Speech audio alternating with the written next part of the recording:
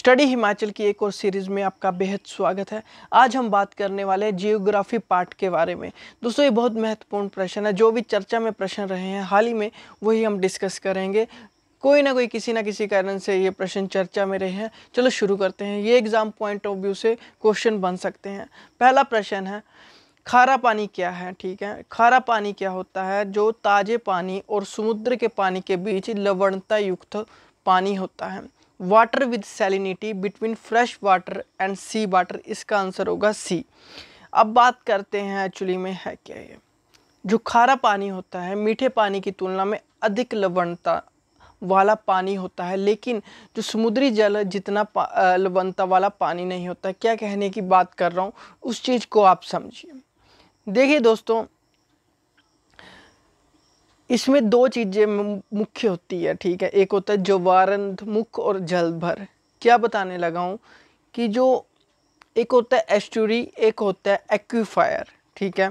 इनके बारे में डिस्कस करेंगे। जो खारा पानी में जो क्या होते हैं ये चीज़ें। देखिए दोस्तों, जो जलारंधमुख होता है जिसे हम कहते हैं एस्टुरी, एक ऐसा क्षेत्र होता है जहाँ समुद्र का पानी या खारा पानी नदियों के ताजे पानी के साथ मिलता है।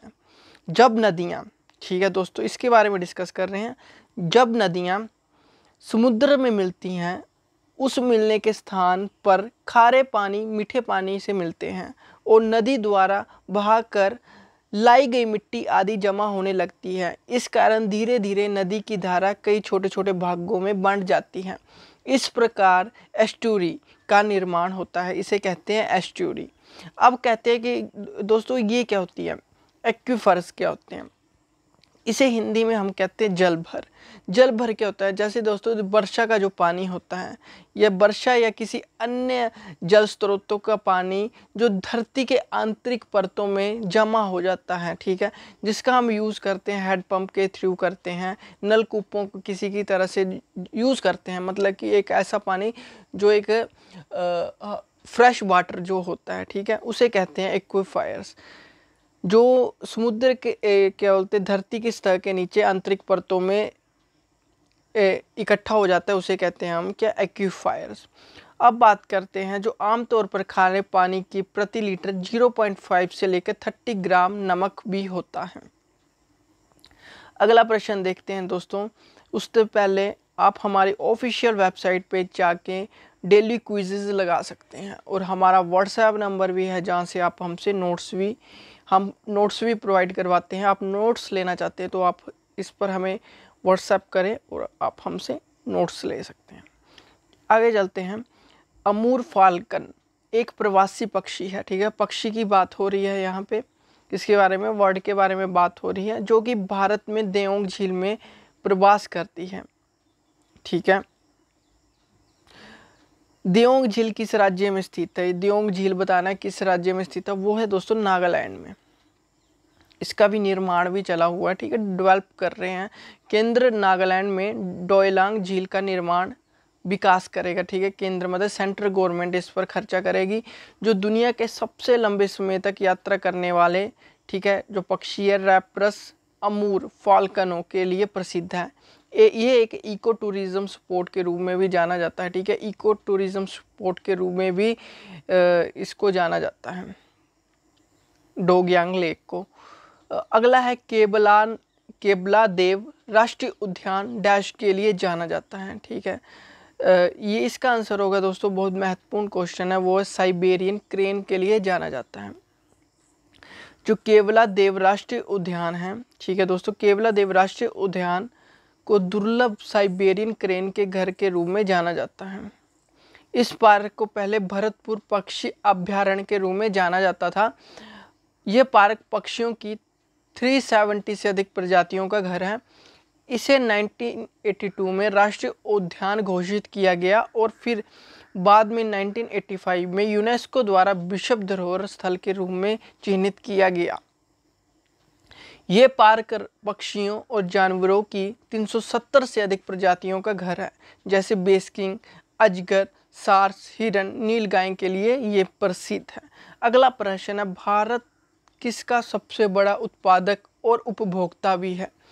इसका आंसर है दोस्तों पल्सिस। अर्थात दलहन। भारत की बात करें, ये दुनिया का सबसे बड़ा उत्पादक और दालों का उपभोक्ता भी है। चीन के मामले में सबसे बड़ा उत्पादक, ठीक है, चीनी के माल में जो चीनी होती है, ठीक है, शुगर के मामले में सबसे बड़ा उत्पादक ब्राज़ील है।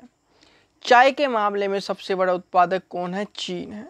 और भारत किसके लिए है? दलहन, पल्सेस के लिए जाना जाता है। दुनिया का सबसे घनी आबादी वाला द्वीप डैश है, ठीक है, वो है जावा। जावा घनी आबादी वाला क्या है? द्वीप है। इंडोनेशिया का द्वीप जावा एक बहुत बड़ा द्वीप है, ठीक है, जो प्रति वर्ग मील 2100 लोगों की जनसंख्या घनत्व के साथ सबसे घनी आबादी वाला द्वीप है।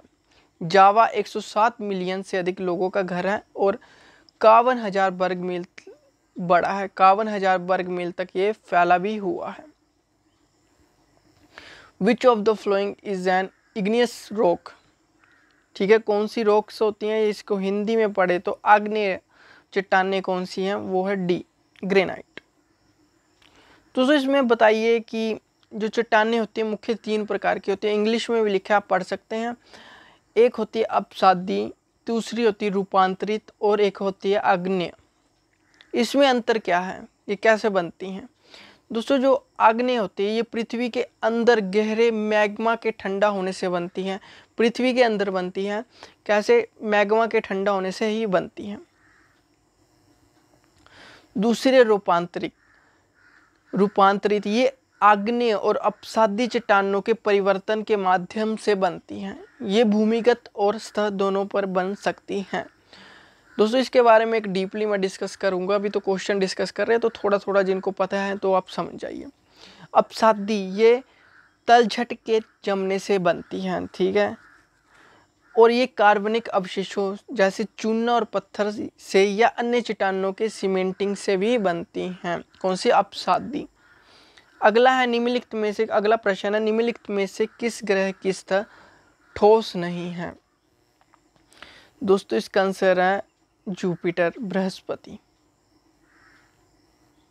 बृहस्पति ग्रहों की सतह ठोस नहीं है। बृहस्पति मुख्य रूप से गैसीय और तरल पदार्थों से बना होता है। गैसीय और तरल पदार्थों से बना होता है। बृहस्पति के ऊपरी वायुमंडल में लगभग 88 से 92, 82 से 92% हाइड्रोजन, 8 से 12% हीलियम की गैसों के अणुओं का प्रतिशत होता है। जो बृहस्पति होता है सूर्य से 5वां ग्रह है और ये सौर मंडल में सबसे बड़ा है। ये एक विशाल ग्रह भी है जिसमें सूर्य का द्रव्यमान 1000 है, लेकिन सौरमंडल के अन्य सभी ग्रहों का 2.5 गुना भी है। बृहस्पति और शनि गैस के दिग्गज है। जो बृहस्पति और शनि गैस के दिग्गज माने जाते हैं। अन्य 2 विशाल ग्रह जैसे यूरेनस और नेपच्यून बर्फ के दिग्गज है। बर्फ के बने होते हैं यूरेनस और नेपच्यून। ठंड है यहाँ पे। पुरातन काल में से ही बृहस्पति खगोलविदों के लिए जाना जाता है। इसका नाम रोमन देवता बृहस्पति के नाम से भी रखा गया है। ग्लेशियर को लेकर किन देशों के बीच विवाद है? जो सियाचिन ग्लेशियर है, ठीक है, वो है भारत और पाकिस्तान के विवाद में चला हुआ है। और जो अक्साई चीन है वो है भारत चीन, और ये सियाचिन भारत और पाकिस्तान के बीच में विवाद है। सियाचिन ग्लेशियर भारत और पाकिस्तान के बीच स्थित है। ये जम्मू और कश्मीर राज्य के उत्तरी भाग में स्थित है। इसे सन 1984 में पाकिस्तान द्वारा कब्जा किए जाने की कोशिश को रोकने के लिए मेघदूत ऑपरेशन के तहत सैन्य ठिकाना बनाया गया था, ठीक है, मेघदूत ऑपरेशन के तहत। समुद्र तल से औसतन 17,770 फीट की ऊंचाई पर स्थित है। सियाचिन ग्लेशियर के एक तरफ पाकिस्तान की सीमा है तो दूसरी तरफ चीन की सीमा अक्साई चीन इस इलाके में है। भारत को इन दोनों देशों पर नजर रखने के लिए इन क्षेत्रों में अपनी सेना तैनात करनी बहुत ज़रूरी होती है, ठीक है, जो अभी भी आप देखते होंगे। 1984 से पहले इस जगह पर ना तो भारत और ना ही पाकिस्तान की सेना उपस्थित थी। 1884 से पहले यहाँ पे कोई भी ना भारत की सेना थी ना पाकिस्तान की, बट अब है। अगला है निम्नलिखित में से किस देश में सर्वाधिक संख्या में ट्यूबवेल्स हैं? वो है दोस्तों भारत ही है। ट्यूबवेल्स पानी की सिंचाई के लिए यूज़ किए जाते हैं।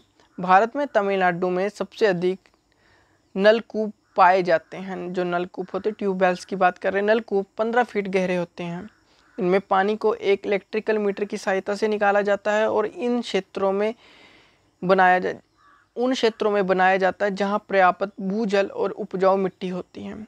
ये सिंचाई का सबसे आसान और सस्ता साधन भी है। कहीं से आपको पानी लेके आना नहीं है सिंचाई के लिए, सीधे ज़मीन से निकाल लेना है, ठीक है। एक जिसको हम बोलते हैं मोटर के थ्रू या टुल्लू पंप के थ्रू ये काम करता है। ग्रेट विक्टोरिया मरुस्थल डैश में स्थित है, वो ऑस्ट्रेलिया में स्थित है। ग्रेट विक्टोरिया मरुस्थल ऑस्ट्रेलिया का सबसे बड़ा रेगिस्तान भी है। ये रेगिस्तान पश्चिमी ऑस्ट्रेलिया और दक्षिणी ऑस्ट्रेलिया के राज्यों में लगभग देख सकते हैं कितने हेक्टेयर तक फैला हुआ है। ऑस्ट्रेलिया में ग्रेट विक्टोरिया मरुस्थल को पहली बार 1875 में यूरोपियन खोजकर्ता अर्नेस्ट गिल्स ने पार किया था और इसका नाम रानी विक्टोरिया के नाम पर रखा गया था। ग्रेट विक्टोरिया मरुस्थल में केवल थोड़ी बारिश होती है, हालांकि उतनी कम नहीं जितनी रेगिस्तान के लिए संदिग्ध हो सकती है। रेगिस्तान से कम नहीं होती है, ठीक है, रेगिस्तान में तो बहुत कम होती है। इस मरुस्थल में वर्षा की सीमा 200 से 250 मिलीमीटर प्रति वर्ष है। दोस्तों ये कुछ महत्वपूर्ण प्रश्न थे जो आपके साथ डिस्कस किया। आई होप आपको बढ़िया लगे होंगे। Thank you and have a nice day. अगली वीडियो में हम जल्द मिलेंगे। ये बहुत महत्वपूर्ण प्रश्न थे, आपको ये जिससे जैसे भी तरीके से आपको पूरे याद करने हैं और नोट्स के रिगार्डिंग हमसे बात भी कर सकते हैं। Thank you and bye bye.